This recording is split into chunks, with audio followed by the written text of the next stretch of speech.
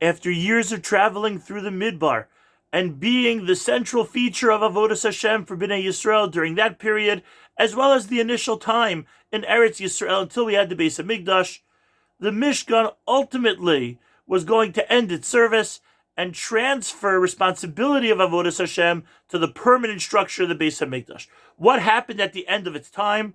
So the vessels were removed from the Mishkan and given to the Beis HaMikdash to continue service, and the walls were not dismantled, they were not destroyed, and they certainly were not thrown out, but rather the Gemara in Sota tells us they were buried intact underneath the Beis HaMikdash.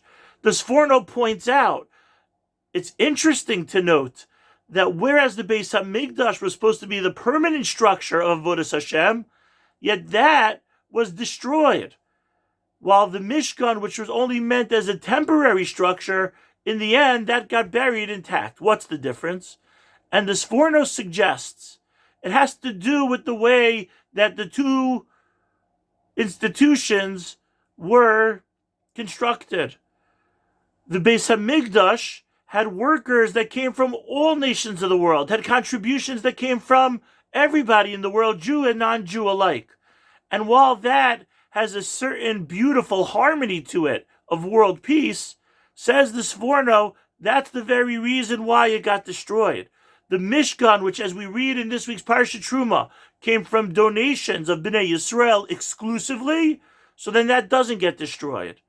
Whereas the Beis HaMikdash, which had donations from outside Bnei Yisrael, that would get destroyed. Why is that? So the Sforno says, because the ones who serve in the structure that's going to be meant to connect us to the creator of the world, if they were also the donators, so then the structure survives. But when the donators don't end up serving in that structure, so then the structure is at risk and may ultimately be destroyed. As we read this week about the donations to the Mishkan, so there are a number of notes. First, when Moshe took contributions, he took it from everybody. There were different levels of contribution, but one of them was everybody has to donate half a shekel. That was part of the contributions that was part of the fundraising for the Mishkan. When it comes to permanent, long-lasting Avodas Hashem, as Jews we need to recognize that we need each other. There is no richer or poorer. There is no more generous and less generous. Everybody's the same. That the root, the foundation, the beginning of our Avodas Hashem has to be that we need all Jews together. And part of our responsibility is to assist and facilitate everybody contributing to Avodas Hashem. But we can also note this idea that those who are investing in the Mishkan, those who are investing in Avodas Hashem, if those are the ones who are carrying out and implementing the Avodah, so then that combination has an eternal lasting. And for us, while that's true about the Mishkan, it's true for our Avodas Hashem, our personal service and connection to Hashem as well.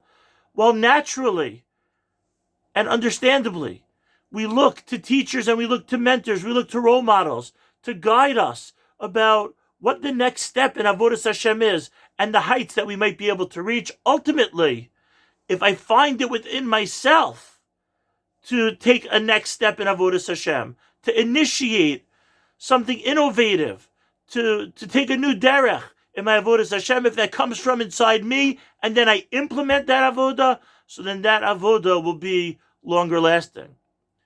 As they used to teach in the court of Pshischa, the worst sin that somebody could commit is imitation.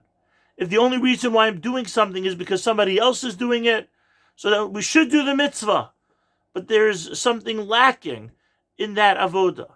But if I could look inside myself and I could take the mentality of having an open mind and trying to create and innovate and read signs about new levels of Avodas Hashem that I could reach, so that when I carry out that avodah, that'll be longer lasting.